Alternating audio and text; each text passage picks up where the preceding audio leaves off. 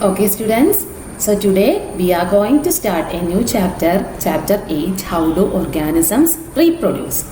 So what is reproduction? You have learned that in your early classes, right?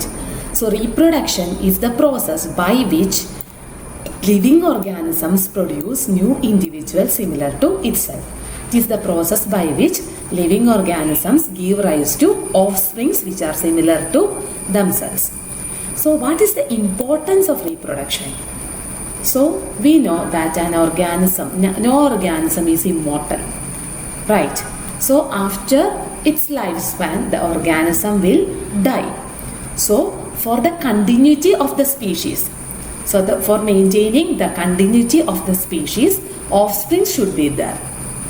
Then only the species will remain after generations. So that is the function of reproduction. So reproduction ensures the continuity of life on earth, or it ensures the continuity of species, of different species of organisms, generation after generation.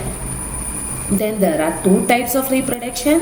First one is asexual reproduction and second one is sexual reproduction. So first we will discuss what asexual reproduction is. So in asexual reproduction, only a single parent is involved. There will be only a single parent, and from this parent the new offspring will be formed. The second one is that gametes or sex cells are not formed in asexual reproduction. Okay, gametes or sex cells are not formed in asexual reproduction. The third important point is that the progeny or the offsprings formed will be identical to their parent, and they will be identical to each other. That is, from a single parent many offsprings will be formed, isn't it? So all these offsprings, they will be identical to each other and they will be identical to the parent. So this all takes place in case of asexual reproduction. But in sexual reproduction, the progenies will not be identical to their parent. For example, if you consider your brothers or sisters, they are not completely identical to you, and you are not completely identical to your parents. That is the case of sexual reproduction. But in case of asexual reproduction, the progenies formed will be completely identical to their parent and they will be completely identical to each other.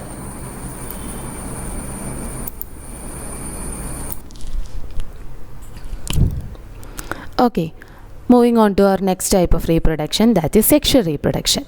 So sexual reproduction involves two parents. Okay, there will be a male parent and a female parent, and gametes are involved. Gametes or sex cells are involved.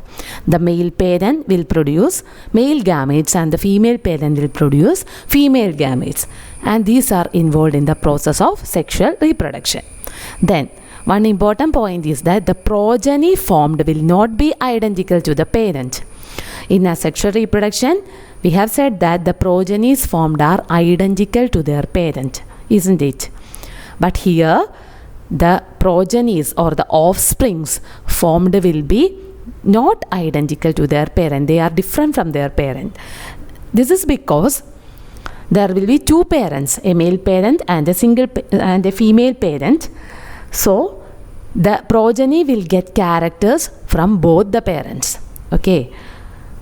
There in asexual reproduction only a single parent was there. So characters will be obtained from only that parent. But in case of sexual reproduction, due to the presence of two parents, characters will be obtained by the progeny from both the parents.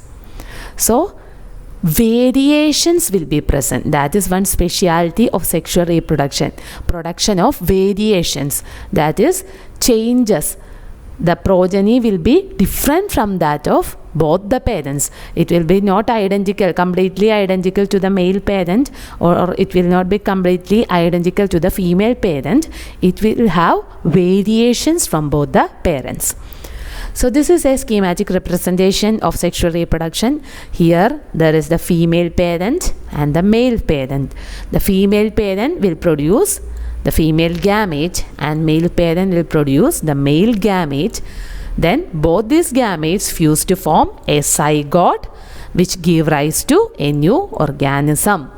So the zygote here will have the characters. Sorry, this is the zygote, and the zygote will have the characters of both the parents, both the male parent and female parent. Okay, both the characters of male parent and female parent will be present in the zygote. That's why variations are produced in sexual reproduction. Hope it's clear now.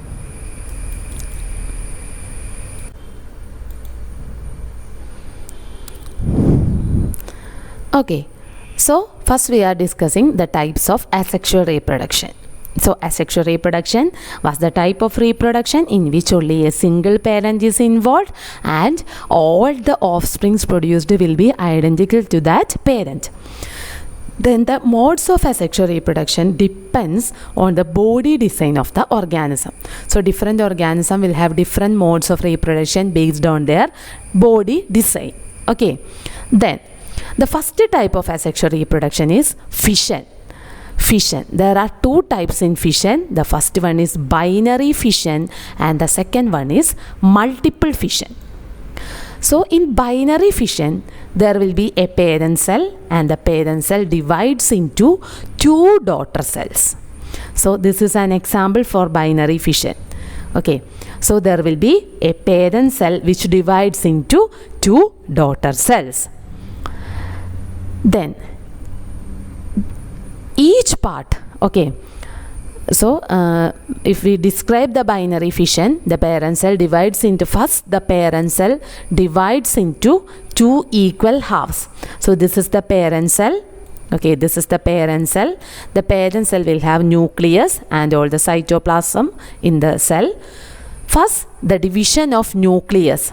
Okay, first the elongation or division of nucleus takes place and later the cytoplasm will also divides. The division of nucleus and cytoplasm will occur and two daughter cells will be formed.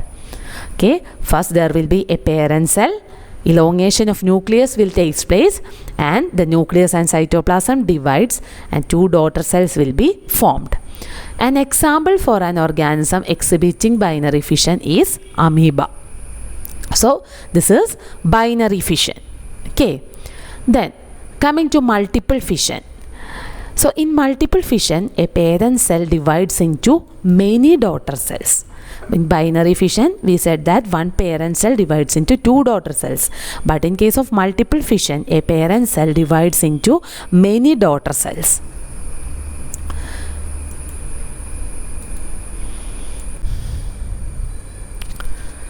So the next one is multiple fission. So multiple fission is exhibited by amoeba and plasmodium. So in amoeba we have already said that it exhibits binary fission.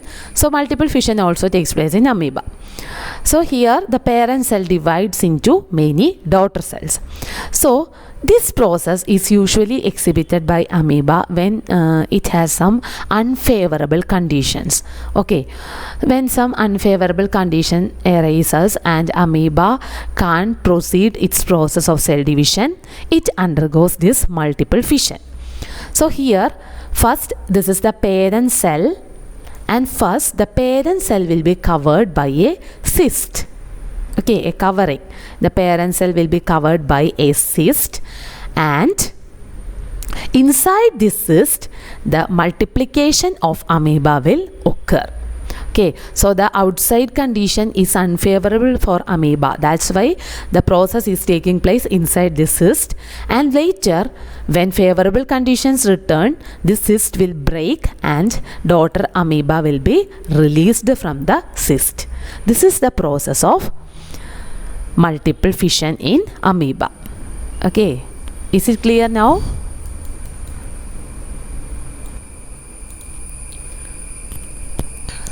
Okay, we have already discussed one mode of asexual reproduction, that was fission. So in fission, two types of fission, binary fission and multiple fission. So our second mode of asexual reproduction is budding. Budding mainly takes place in hydra, yeast, etc. These are the main two examples for budding, hydra and yeast. So here, let us consider this example. Here, this is the example for yeast, budding in yeast. So this is the parent cell, yeast parent cell, and a bud will be formed in its structure. Bud, an outgrowth. Okay, on the parent body, an outgrowth or a bud will be formed, and the nucleus of the cell will be distributed among the bud and the cell. Okay, the cell will distribute some of its nucleus to the bud, and later the bud dissociates from the parent cell and develops into a new organism. This is the process of budding. Okay, a bud develops as an outgrowth on the parent body due to the repeated cell division. Here a repeated cell division takes place and a bud is formed. The nuclear contents and cytoplasm contents will be distributed between the bud and the parent body. Later, the buds will detach from the parent body and forms a new organism. So this picture is with regarding the budding in yeast, and in Hydra also